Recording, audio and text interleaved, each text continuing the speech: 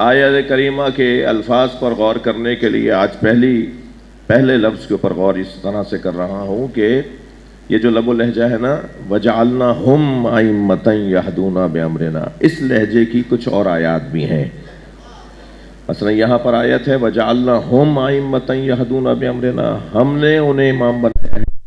ایک اور آیت ہے سورہ سجدہ میں، یہ سورہ انبیاء میں آیت ہے۔ سورہ سجدہ والی آیت میں ہے وَجَعَلْنَا مِنْهُمْ أَئِمَّةً يَهْدُونَ بِأَمْرِنَا، اور ہم نے ان میں سے کچھ کو امام بنایا ہے۔ یہاں اللہ کہہ رہا ہے ہم نے انہیں امام بنایا ہے، وہاں وہ کہہ رہا ہے ہم نے ان میں سے کچھ کو امام بنایا ہے، یعنی جنہیں امام بنایا ہے وہ کم ہے، جن میں سے بنایا ہے وہ ان سے زیادہ ہے۔ یہی مطلب ہوا نا، ہم نے ان میں سے کچھ کو امام بنایا ہے۔ اللہ جن میں سے کچھ کو امام بناتا ہے وہ زیادہ ہے۔ امام 12 ہیں، امام 12 ہیں، مگر 12 اس نے چنے ہیں 12 سے زیادہ سے، یعنی معیاری لوگ امام ہونے کے قابل لوگ اس سے زیادہ تھے، مگر ہم نے طے کیا ہے کہ ہمیں تو 12 ہی رکھ رہے ہیں۔ صلوات پڑھیں ذرا محمد والے اللہم صل علی۔ اللہ نے طے کیا ہے، اللہ نے طے کیا ہے کہ 12 ہی رکھنے ہیں۔ ہر نبی کے جانشین 12، جتنے بھی انبیاء کے جانشین بنے ہیں وہ 2 3 4 5 نہیں بنے، ہر نبی کے جانشین حواری خلفاء 12 بنائے گئے۔ تو تعداد جو 12 کی ہے نا، میں اس کے اوپر کسی شاید آگے کی مجلسوں میں عرض کروں کہ یہ 12 کی تعداد کا کیا سبب ہے، اور 12 کی جو تعداد کی حدیث ہے، اسنا عشرہ کی حدیث، یعنی آپ کے بارے میں کتنی سازشیں ہوتی رہیں مگر یہ طے ہے کہ جو 12 والا ہے نا وہ نبی کی آرزو ہے۔ ہاں، صحیح حدیث، متواتر حدیث، سنی شیعہ کے ہاں حدیث کہ میرے بعد میرے 12 جانشین ہوں گے، پہلا علی، دوسرا حسن، تیسرا حسین، 9 من ولد الحسین، اور 9 حسین کے بچے۔ پہلا نام مولا نبی نے بتایا کہ میرے 12 جانشین ہوں گے، پہلا نام بتایا کہ علی، دوسرا بتایا حسن میرا بڑا بیٹا سبط اکبر، پھر فرمایا میرا چھوٹا بیٹا سبط اصغر، عربی میں سبط کہتے ہیں بیٹے کو، میرا بڑا بیٹا حسن، حسین، و9 من ولد الحسین، اور 9 بیٹے ولد الحسین، حسین کی ولد سے، حسین کے ولد، حسین کے ولد، حسین کے 9 ولد، میرے 12 جانشین ہو گئے۔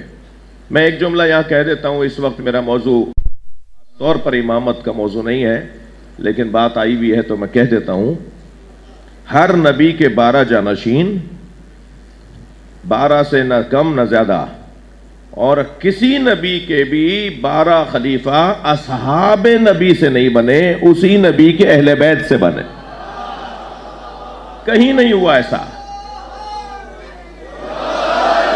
کہیں نہیں ہوا ایسا کہ اس نبی محترم کے زمانے کی شخصیات میں سے خلیفہ بنائے گئے ہوں۔ ہر نبی کے خلیفہ 12، اور 12 کے 12 ان کے خاندان سے۔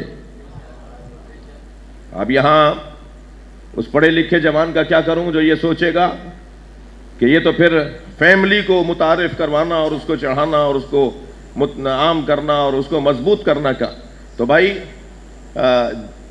یہاں 2 باتیں کروں گا، یعنی 2 نقطے عرض کروں گا، دو طرح سے جواب دوں گا۔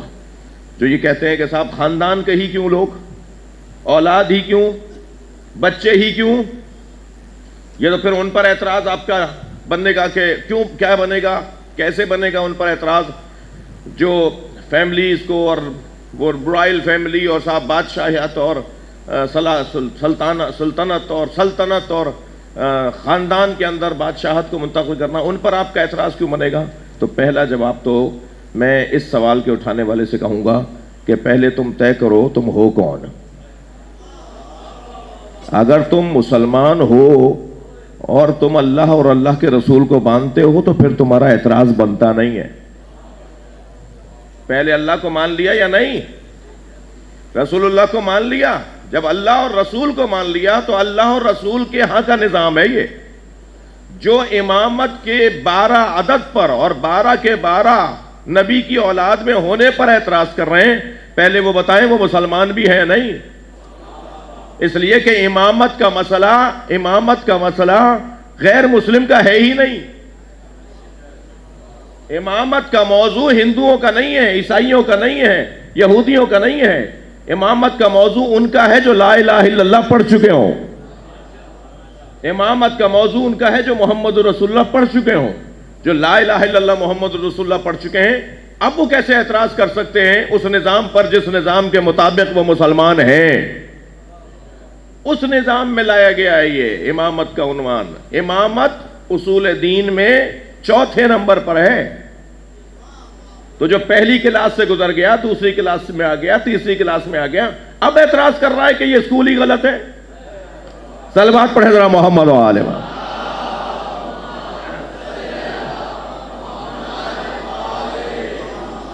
تو بھائی یہ عیسائیوں کا، یہودیوں کا موضوع، تو پھر ہم ان سے بات کریں گے پہلے توحید پر. جو امامت کے 12 عدد پر اور نبی کے اولاد میں امام ہونے پر معترض ہوگا، ہم اس سے پہلے بات کریں گے توحید پر. اس کا موضوع امامت ہے ہی نہیں. تم خواہ کسی اور کی زبان کیوں بول رہے ہو؟ تم اپنا تعارف کرواؤ پہلے کون ہو. اس سے پہلے بات ہوگی توحید کے اوپر، اس سے بات ہوگی عدل پر، اس سے بات ہوگی نبوت پر. پھر جب وہ 3 مرحلوں سے گزر جائے گا اور ان مراحل کو وہ گزار لے گا تو پھر امامت کا مسئلہ سمجھنا اس کے لیے بہت آسان ہو جائے گا. ایک بات. دوسری بات یہ، یعنی یہ بات روشن کہ امامت کا موضوع غیر مسلم کا نہیں ہے، لہذا غیر مسلم کی زبان میں کوئی مسلمان بات نہ کرے، غیر مسلم کے لہجے میں کوئی شیعہ بات نہ کرے. یہ موضوع غیر مسلم کا ہے، امامت کا موضوع. پہلا جواب. دوسرا جواب اس کے اندر یہ ہے کہ پروردگار عالم نے وجعلناہم کے ساتھ وجعلنا منہم بھی کہا ہے. اس آیت میں کہا ہے وجعلناہم، ہم نے انہیں امام بنایا، اور سورہ سجدہ کی آیت میں کہا وجعلنا منہم ائمۃ یہدون بامرنا، ہم نے ان میں سے کچھ کو امام بنایا ہے. یعنی امام 12 سے زیادہ بن سکتے تھے، 12 سے زیادہ تھے جو امام ان میں سے ہو سکتے تھے، ان میں سے ہم نے 12 کو لیا ہے. تو یہ جو انتخاب ہو رہا ہے نا، وہ انتخاب الہی کے عدل الہی کے مطابق ہے. اس تمام لوگوں میں سے نبی بنائے، نبیوں میں اولو العزم بنائے، اولو العزم میں رسول بنائے، صاحب شریعت بنائے، پھر رسولوں میں کچھ کو بنایا ہے، اور پھر رسولوں میں سے کچھ کو امام بنانے کے بعد پھر ان میں سے بھی کچھ کو پہلا امام اور دوسرا امام قرار دیا ہے. یہ معیار کا اونچا ہونا ہے یا یہ میرٹ کا بننا ہے یا نہیں؟